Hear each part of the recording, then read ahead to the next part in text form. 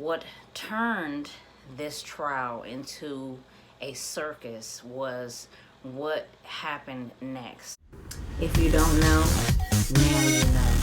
Okay. If that's not black excellence, I don't even know what to say.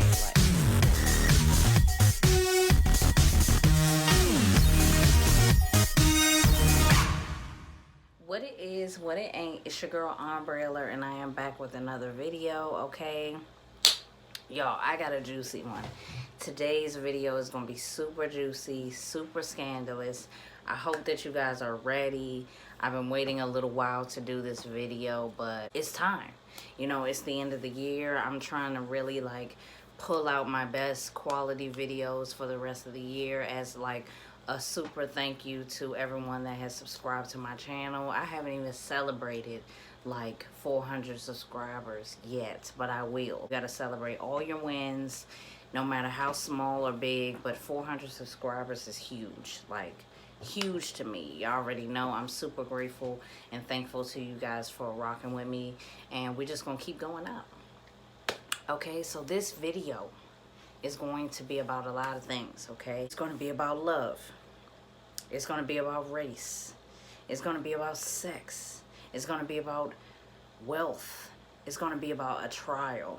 Okay, and it's definitely going to be in the 1920s. All right, so let's get to this video. It's going to be pretty crazy. I can't even say too much right now, but if you're ready, if you see the title, then you already know this is going to be insane. Like this discussion, this topic is going to be insane. So if you're ready to get all the juicy details on what's going on in this video with Mr. and Mrs. Rylander's divorce, then let's get into it.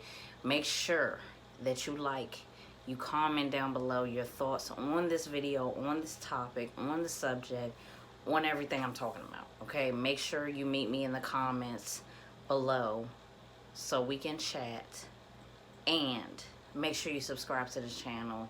It's almost a new year, you know, it's the holidays, it's almost Christmas, it's just a blessed time. So make sure that you're subscribed to this channel, because the videos are coming through, they're coming in, and they're gonna be dope. So make sure you're with me. Okay, we're gonna get into this whole topic. It's pretty insane. We're just gonna start with a little background, you know, about Mr. and Mrs. Rylander. I got some orange juice today because I'm not feeling too hot. I'm looking good, so I feel good. So Mr. and Mrs. Rylander, the husband's name is Leonard Rylander, and I guess Kip is his nickname or middle name or whatever. Then Alice Jones is mixed, and she, at the time in 1921 when they fell in love, she was 18 and he was 22, and she was working as a maid, and he's, you know, a trust fund kid, you know what I'm saying? His parents are very wealthy, so he has money, you know, typical white, you know, white man energy back in the 1920s. Fell in love. They started like writing each other like love letters and things of that nature for a couple years, up until they actually, you know, started dating, and then they eventually got married in 1924, in October to be exact. Okay, so because Alice was mixed, they had to keep their marriage under wraps. They didn't have to, but that's what they chose to do, especially because Leonard himself was attached to a wealthy family, and he was only 22, so he didn't want to lose out on the coin. So he wanted to keep their marriage under wraps. He even went as far as paying reporters to, you know, not report that he was married to someone that was black. You know, back in the 1920s, even if you had a drop of black blood or one black relative, you're black, you know what I'm saying? Alice was mixed, and he knew of this before they got married. She had one or two black grandparents, and she was mixed with black, and she was also mixed with white, and he knew this before they got married. He knew of her status. He knew that she was poor. He knew that she was mixed, you know what I'm saying? And he still loved her anyway. They were writing each other back and forth, you know, sending messages, you know, being cute, being young and in love. But they got married, and things started to go a little haywire with their marriage, mainly because of keeping it under wraps. It was just, you know, I can imagine that's a lot of pressure, you know, back then, keeping it under wraps, and, you know, just America as a whole being racist, you know what I'm saying? So at the time, you know, of their marriage in 1924, his family found out that he was indeed married to Alice Jones, and they wanted their marriage terminated, you know, permanently. So they wanted an annulment. I'm sure they had a conversation with him like this. Y'all, you already know this is not going to fly. You know, we can't have nobody that's black in our family, yada yada yada. You know, the typical racist things were being said. But this is the thing, this is the kicker for me, is that instead of Leonard actually taking Alice, his wife's side, and standing up for her and saying, I love her so much, you know, I married her because I wanted to, regardless of, you know, what her background is, yada yada yada, he went on his family side because he didn't want to miss out on that coin. So instead of having Alice's back, he actually agreed to do an annulment, and he also sued Alice and claimed that she did not tell him that she was black. Yes, I did say that. He sued his own wife for falsely, you know, or giving him the perception that she was not black at all.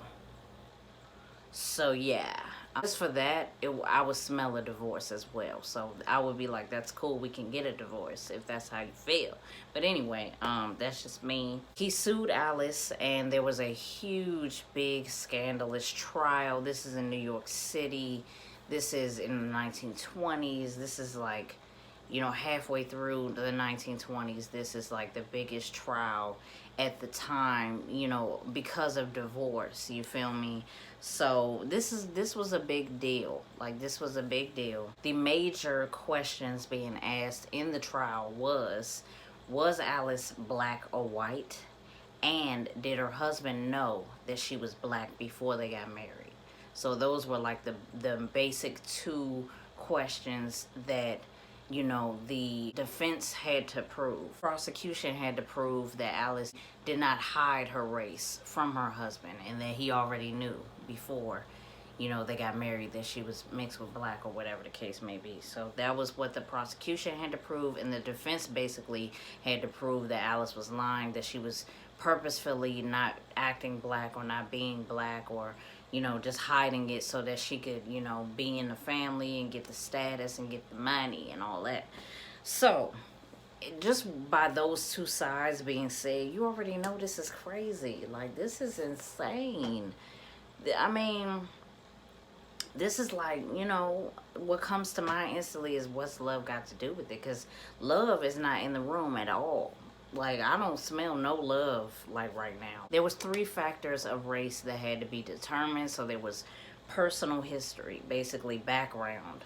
Who's in your family? What's their race? You know, where do they come from? All of those things were to be determined for personal history. Then there was if the person acted black or white, you know, how do they act? You know what I'm saying? Basically, you know, white people and black people act differently. You know, and just in general, they just act differently, especially back then. So it's like, I guess that was something that they wanted to determine as well. And then there was racial science, basically nose, mouth, eyes, different, you know, hair types, stuff like that were to be considered for racial science, like the genetic makeup of a white person versus a black person, yada yada. So those were the factors that were to be determined in the trial. Harvard scientist E.A. Houghton, his definition of race was used as the standard in the trial. So basically, he was judging, or his definition of race was like, you know, it has to come basically down to genetics, like skin tone, eye color, you know, eye shape, you know, nose, mouth, hair, all of that has to be determined if a person is black or white, you know. And, you know, given the times, you can think about that and be like, that really doesn't mean a whole lot, because a person could still have a lot of white features but still be genetically black because of the ancestry, you know what I'm saying? So, but that was the standard of the trial was, you know, how's her eyes, how's her nose, how's her mouth, and all of that. So what turned this trial into a circus was what happened next. This was extreme. This was something that has never been done before in American history, okay, in a trial, especially for divorce. So Alice's attorney recommended her to get naked. You heard me. Her attorney recommended that she get naked. Why, you may ask? In the attorney's mind, he's basically, he wanted her to get naked to prove that she could not, you know, she could not hide the fact that she was black from her husband if she's naked. And there's, you know, and there's clear indication that she is a black woman from her body, from her skin tone, from her physical features. So, like I said, this is something that has never been done in American history to date, probably. I've never, except like, you know, in slavery when you're being, you know, sold, you know, as a slave. You know, that's the only thing I can think of is, in comparison to a certain extent, is that. Yeah, so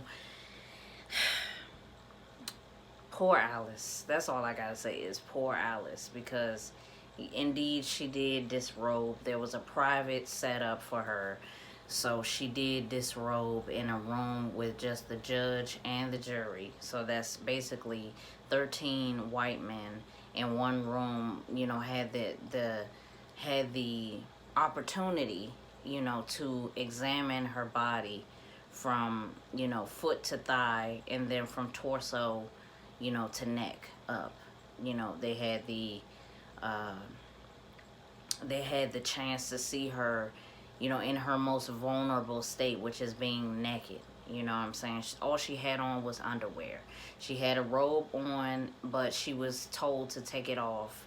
And they examined her breasts, they examined her nipples, and they came to the conclusion that her boobs were obviously colored, of a colored woman. That's what they said. That's just insane.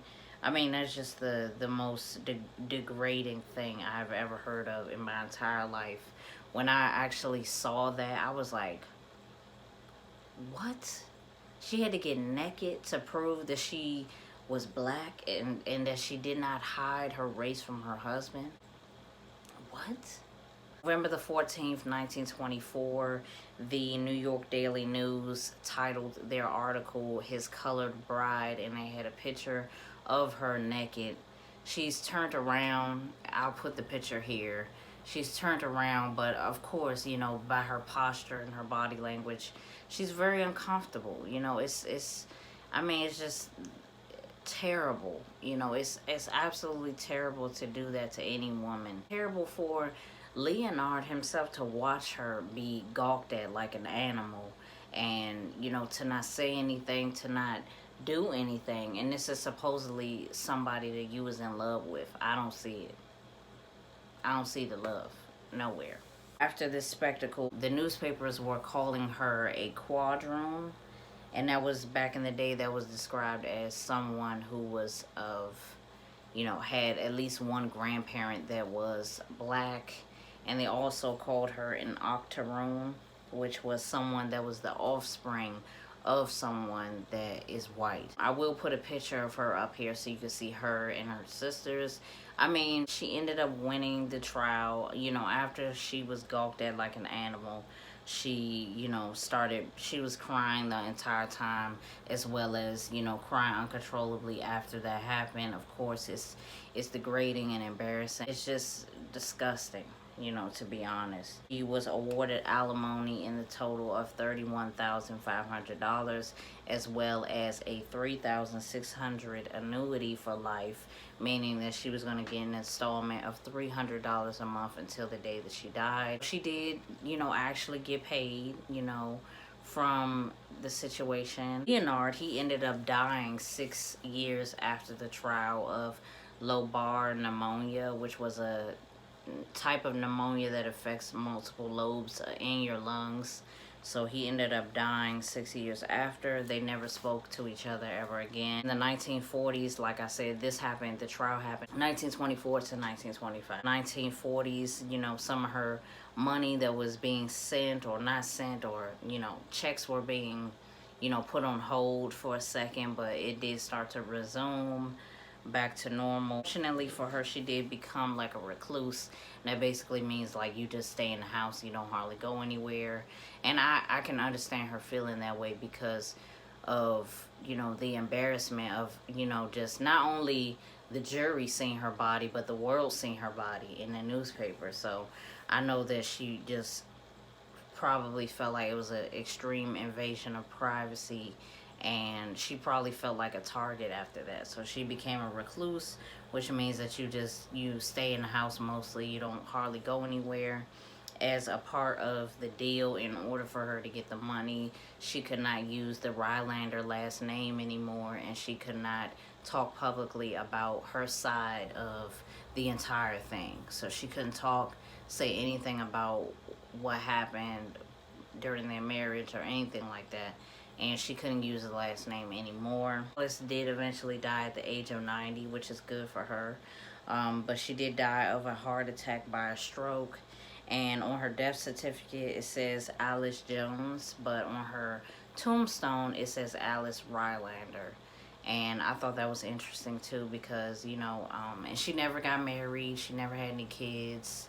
In articles that I read, it said that, you know, she wanted to stay married to him, like she loved him, and she was willing to prove to him, you know, she was willing to prove to him and everyone that she wasn't lying about, you know, keeping her race a secret. It's just crazy how, like, things happen, and, you know, even him dying, like, so soon after the trial is kind of insane, you know, and it's karma, if you will, because it's like, you know, it just shows that she was real, and her love for him was real on her end, and it couldn't have been real on his, because, you know, love is something that you can't control.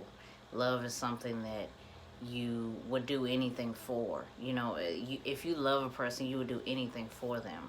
And including sticking up to your wealthy ass fucking family, and, you know, taking the risk of losing money versus losing someone that you love. Like, if anything, I feel like that sped his death up even faster. I think that if none of that would have happened, he probably would have stayed alive a lot longer. It's unfortunate. I want to ask you guys, like, what would you do? Would you run the risk of being silenced versus, like, having money? Like, what would you do if you was her? Like, personally, like, I feel like her talking about what happened she would have been able to get money from that anyway. Like, personally, from doing, like, interviews and stuff like that, especially because, like, she was, you know, naked. You know what I'm saying? Like, this was the most, like, scandalous trial in the history of America. And I think that it was focusing on just being embarrassed. And I do think it has a lot to do with the time period. And she must have been scared, you know, really scared about that. But I do think that she would have been able to capitalize off of talking about it, you know, and that would have given her some money, and that would have helped a lot of other women as well. Instead of, like, her just feeling like she, you know, just living in fear. You know, I feel like it would have been better for her to come out on top and talk about it. And I would have said, you know, you can keep the last name, but I'm going to talk my shit. No amount of money is going to silence me. You know, I'm going to say what I'm going to say, because that's my right. And if anything, like, you know, a trial can't take away your First Amendment right. So I feel like I wish things could have been different for her as far as that's concerned. I think that she could have very well, like, you know, talked about it. And, you know, I know it hurt, especially because he ended up dying, and, you know, and everything like that. And I know that she was, you know, dealing with a lot of pain. And to die from a heart attack, like, I feel like she was in pain for a long time, and talking about it just makes you feel better. But for Leonard to do her like that, I mean, damn. I mean, she exposed herself to everyone like that day, and during that trial, and to not even, you know, have her feelings, have her, you know, her love reciprocated. I think that was the true tragedy of the whole thing. And to be exploited for your race, and how black are you, and or how white are you, like, for that to even be a question when you know who you are, is just, you know, disgusting to me. So I would love to hear from you guys. What do you guys think? This was a big topic. I've been holding this in the vault for a little while because I have some other videos too that I am working on, but this one needed to go first because I've been holding on to it for a little too long. But as you are going to see, this video is going to open up the next two videos. So I hope that you guys like this video. Make sure you send me the comments about this topic so we can chat about this. This is so interesting to me. I hope that you guys are just as interested in the story as I am, because it's tea. You know, I got orange juice today, but this is some hot tea. Just meet me in the comments. Make sure you like and subscribe for more content just like this. It's Ombre Alert. I'll see you guys in the next video. Bye.